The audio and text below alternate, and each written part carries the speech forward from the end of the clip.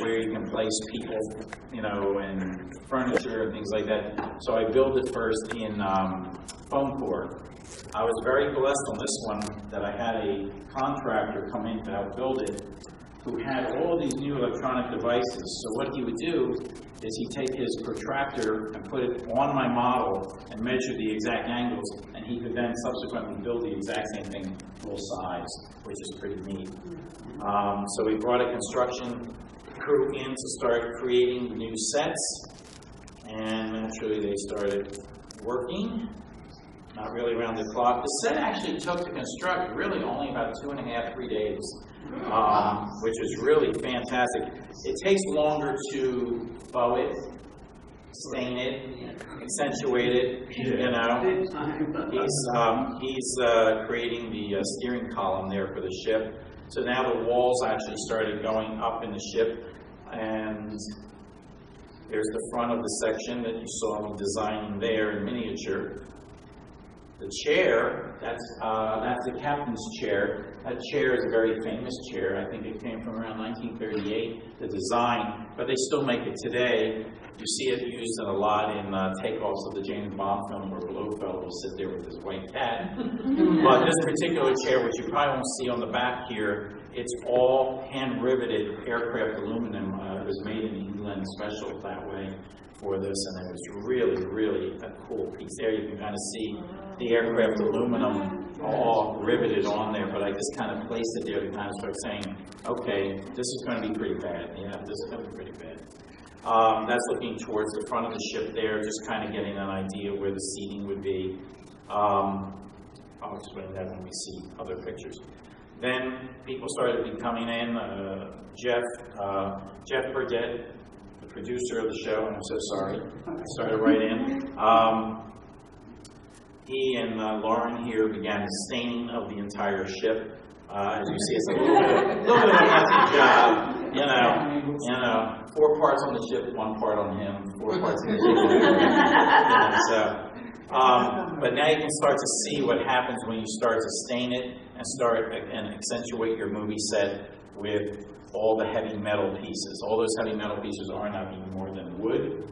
All those heavy metal rivets are a very unique thing. Many of you should be old enough to remember Mom taking you maybe to a drugstore or someplace like that, a pharmacy or a Walmart, and there were gumball machines out in front of the place, and they would say, Mom, can I have a quarter? And you put a quarter in the gumball machine, and out came a little egg, and you open it up, and there was a little ring in it, well, those little eggs are what I used to create all those rivets. There's a place that actually sells those. No, I didn't have to put quarters in the machine. I was willing to do that, however. But there is a place that still sells them, and they're all epoxied, 5-minute epoxied on there, and then again faux painted to look like heavy metal and steel. And that's before like the rust is added and all that. If you notice certain cutouts in certain sections, that's going to be for intercom telephone systems built in. Now the walls are starting to go up. The practical lights are starting to go up. Again, this is still before it's really weathered. They're just seeing the rough beginnings of it there, of the skyship. There I am on the skyship set, yes. And we're getting the other chairs in. This is kind of one of the finished sections of it there. So yeah, she's got a beautiful oriental rug in the section. The area on the left, that is the weapons console. So the main guns and all the armament is shot from that section. The section on the other side over there is navigation control. Of course, the captain can use the steering columns at any time. You can see the intercom phones set up within the system as well. The map table, there's one of the map tables there that she uses, and a lot of the things are a lot of found goods. The compass is an actual compass from about 1900. It's on the table there. The Legion's cross back there, that's the insignia of the Legion. That's kind of built in 3 dimensions, basically done with foam core and a skull from Michael's. Halloween, just cut it on cut it on a saw there. But all the lights are practical. The hallways do go down and around. The hallways do go down and around on either side. So once you're on the set, you're really like on the bridge of the set. It's not. I didn't make any walls movable. We didn't have that option on this particular set, but there was enough room in there and a couple little details. That piece on the wall there up top, that is, they sell them at Home Depot. You have them, they're plastic. You're actually looking at the reverse side of it. That is to put your paintbrush in and wash your paintbrush out. The gauge is a lid to a canning jar with the center knocked out. That's a color Xerox in there, a screw, and a toothpick. So, and that toothpick is your little gauge. So you put all that together, and on screen, it looks really, really great. Now you can start to see the rust on each one of those metal pieces there on the pipes. You can see all the faux painting on that. So that's the weapons console there. That's this is for the main gun unit. This is for the main gun unit up here. He flips all those switches, the main radar screen, and then that moves the main gun over there. You can also see the telephone systems up there as well. That's the main steering column. Again, I needed to be a little bit more high-tech steampunk, so those are handles to motorcycles. So each one of those has been upgraded to kind of look like that. That is the main navigation control systems there. Again, lights activate, things, all the switches do move and everything, so the actor has a real feeling of hitting switches and steering things, and all those hand controls do operate as well. That's kind of looking from the captain's area forward there, and again looking towards the captain's chair there. Another location that we wanted to use, we needed Brendan Winter's home in this episode, somewhere for a flashback sequence. So I started looking homes in, this is Madison, I believe. Was this Madison or? It was Social Circle. No, that's not this. That's Madison. Madison. Yeah, and then we just kept on thinking, God, we got to bring a whole film crew down to Madison. But we were looking at a number of beautiful homes in Madison, but luckily I did find one right in Social Circle, this one here, which is just as beautiful, and it was really close by, and we could use it, and we knew the owners, and it was phenomenal. So that's for a flashback sequence, which you'll see photos of for episode 3. We are very fortunate where we're located to be near the Vampire Diaries, the originals, and Sleepy Hollow. And sometimes, if you're really nice to people, before they throw away sets, they allow us to steal them. So that cave was used for 2 seasons on the Vampire Diaries, and they retired it, and then they gave it to the originals, first season of the originals, and then they didn't need it anymore. So by the time Jeff and I got over there to tour the sets, this was all in the center, and we said, "What are you doing with this?" And they said, "Well, we can't throw it away because it's not recyclable. We got to have big dumpsters come in." And I said, wait. So if I brought a truck over, can I have some of it? You want that? Yeah, I want that. That's about a $65,000 set of pieces. That's just one little piece of this set, which is about the size of this entire room.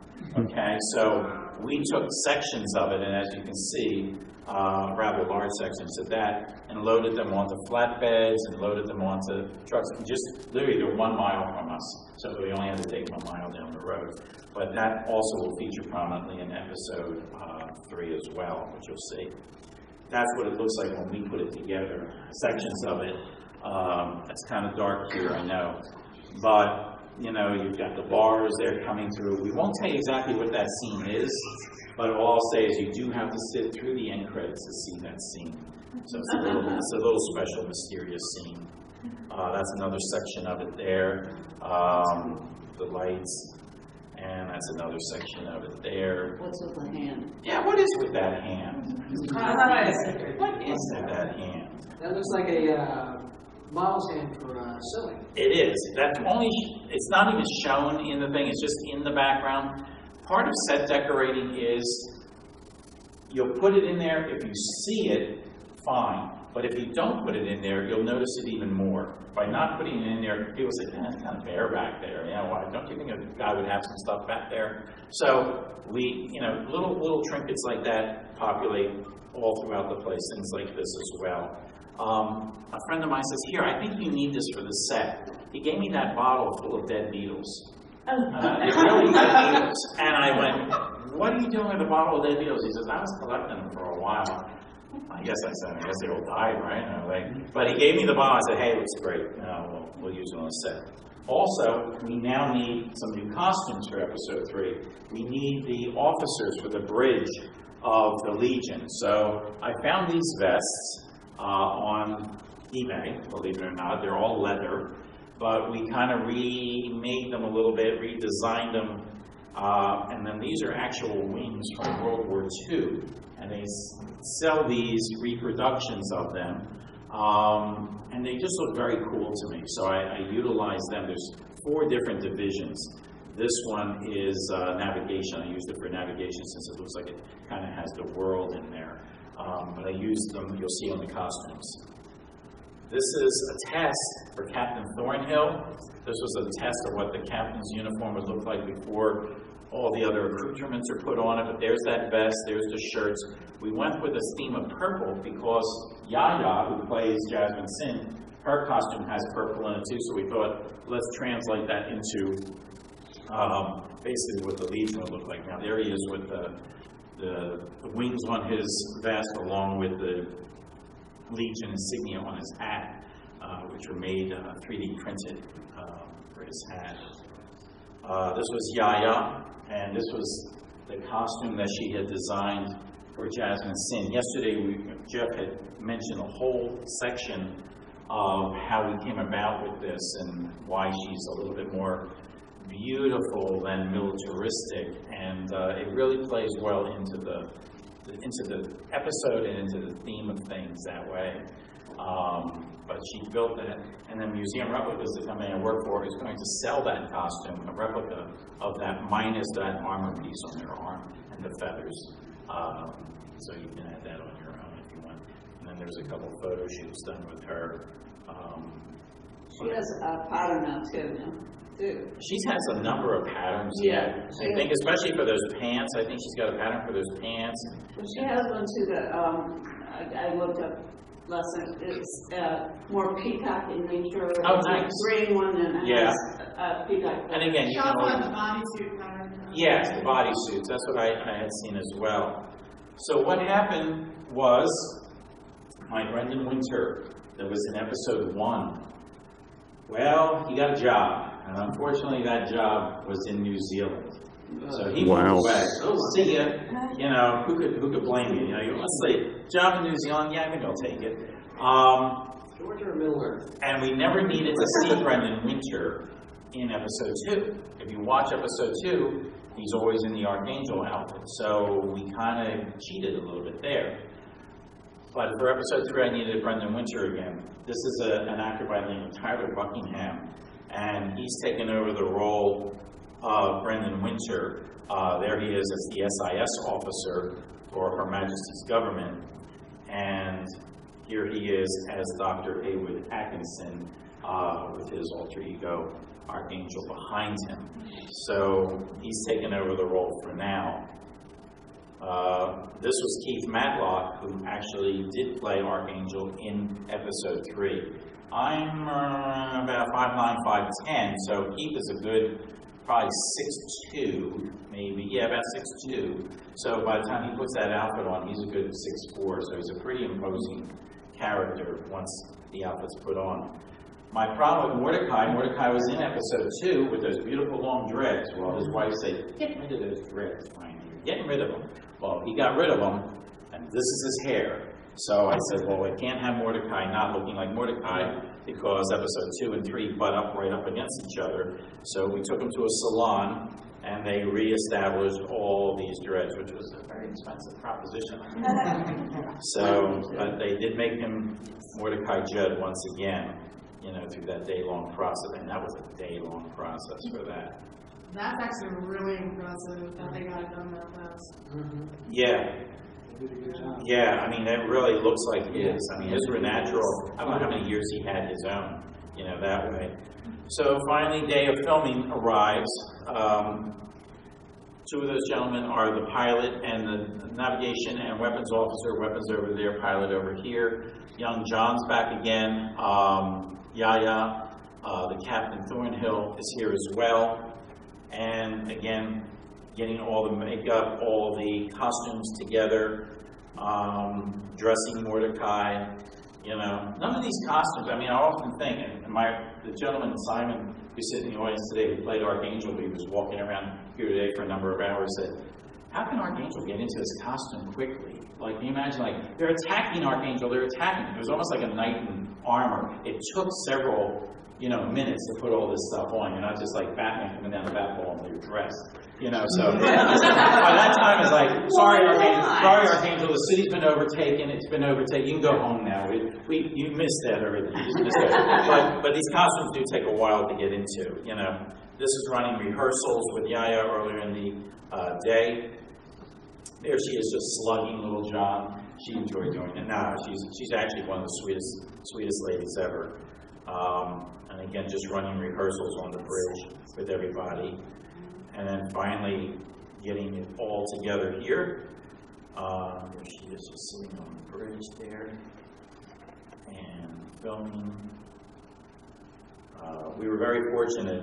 We shot this on a Red Dragon camera, which is now a 6K camera. We went from a 4K camera, which was state-of-the-art, now to a 6K camera, which is probably one of the best you can get on the market right now. So again, episode 3 will really look really smart. Our director of photography there, Bill, is just amazing. Bill Schweik. And Bill is phenomenal. He does a lot of motion picture work in and around the Atlanta and the Alabama area as well. You can see outside the windows now green screen because again we put in sky, we put in other sky ships. Our sound man, Lucas Clyde, computerized. Everybody was wearing lavalier mics for this. There's my smoke man. There's Jeff. So rather than using smoke machines are great, but smoke machines just take forever to kind of control. So this was just smoke in a can, it's called, and you can kind of just give a nice haze look to the whole production that way. But I think once you get to see episode 3, I think all this stuff comes together really, really well in it. With the sound effects, it was all good, and that's loving Jeff as always. But just many shots here. There's some of the smoke there. It just gives a really beautiful atmosphere to when you're shooting. It almost gives a film look, even though you're shooting on 6K video. Yes, Mordecai being villainous as ever in the scenes. And again, just a shot there, artistic shot, and of course Archangel.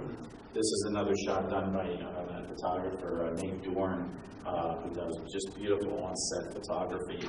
Highly recommend him for anything motion picture, television oriented. He did this shot as well. But you can start to see the clouds out the windows of the ship and everything. So That seems a bit of a spoiler. There was soap on the floor and she slipped. So he was just kind enough to grab her and she slipped. So it's no big deal.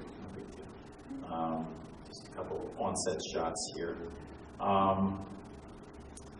I think anybody who's seen episode 1 or 2 or 1 and 2 will really appreciate this one. This one's probably got the most humanity, the most acting, the most interaction of the characters, and plus there's some flashbacks, there's some backstory, so I think you guys are really, really going to enjoy this. We put a lot into this particular one, and you'll see a lot of old friends in there as well. There's one of the weapons officer guy lining up the gun. Then we did, like I said, we did do a whole sequence, sort of flashback sequence at that beautiful house in that regards. So garden areas here with John. Oh, bad guys galore, yes. And then what was funny is, since this picks up just seconds after episode 2, we didn't want to go back to film back again in Pullman Yard, where we filmed a lot of old London, because that was, again, $3,000, $4,000, $6,000 a day to film there. So we were fortunate enough that we filmed the sections for episode 3 while we were shooting episode 2. So we grabbed all that as well. So again, Pullman Yard is back. So it's a pretty big episode.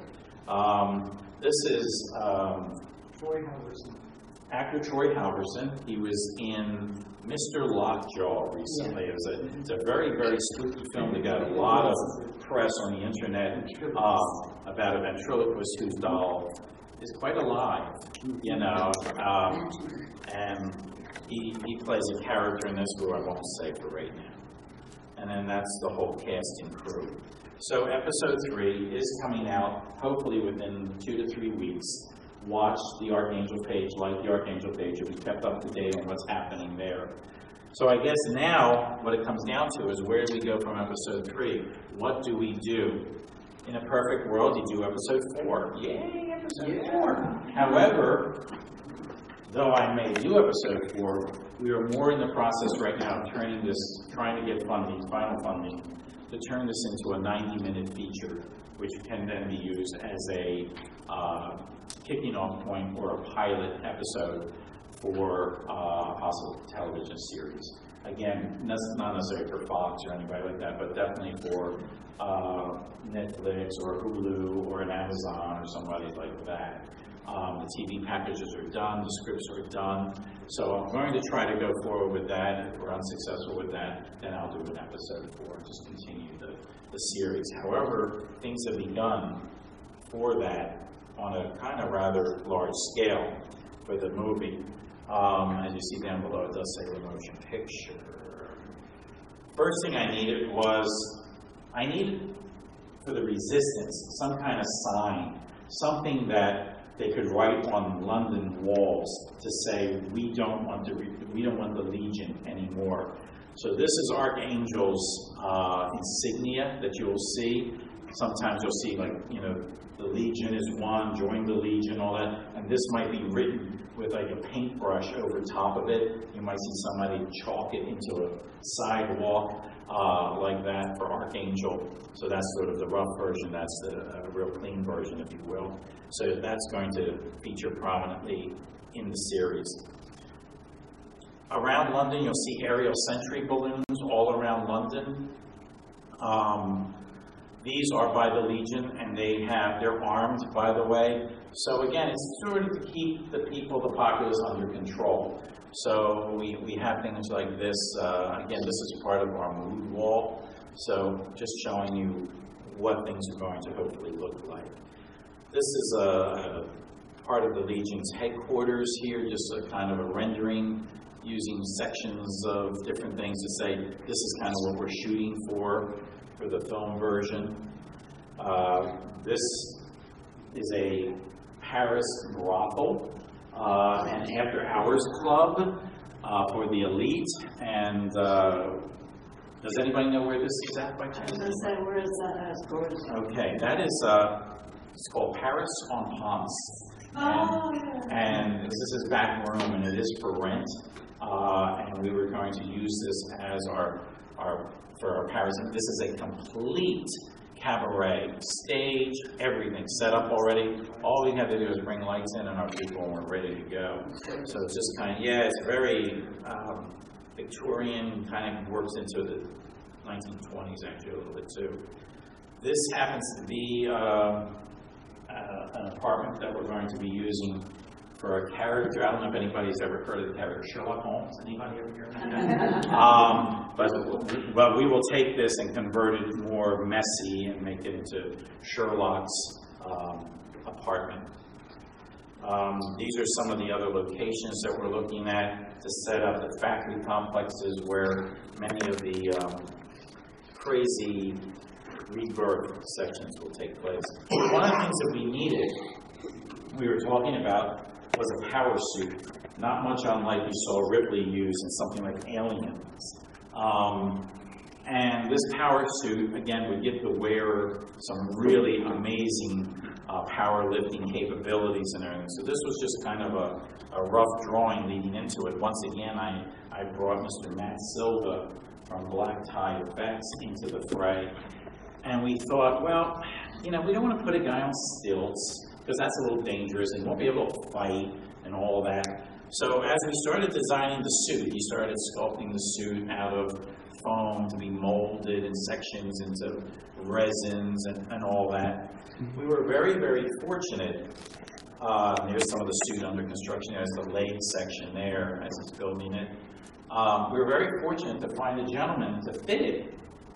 And his last name? Goodwin. David Goodwin. Mr. David Goodwin is a drummer. He's an actual professional drummer. But Mr. David Goodwin is 7'2" in his stocking feet. When he puts this suit on, he is approximately 8 feet tall in this suit. And since it's made especially for him, he can move like a true knight in armor. He can move, he can run, he can do just about anything with this suit on. Now, you can start to see it take form here, that way. There's a beautiful face shield that goes over top of the suit's face. And I think I have, no, I don't have, do I? There's a picture of Matt standing next to him. Matt is 6'1", and Matt comes up to just basically that midsection of his chest area. As a normal size, actually a taller sized guy. Because of your own. Exactly, because when you think of an 8 foot tall ceiling, you can't touch it with your head, putting your hand up, and that's about how big this is, this suit. So it's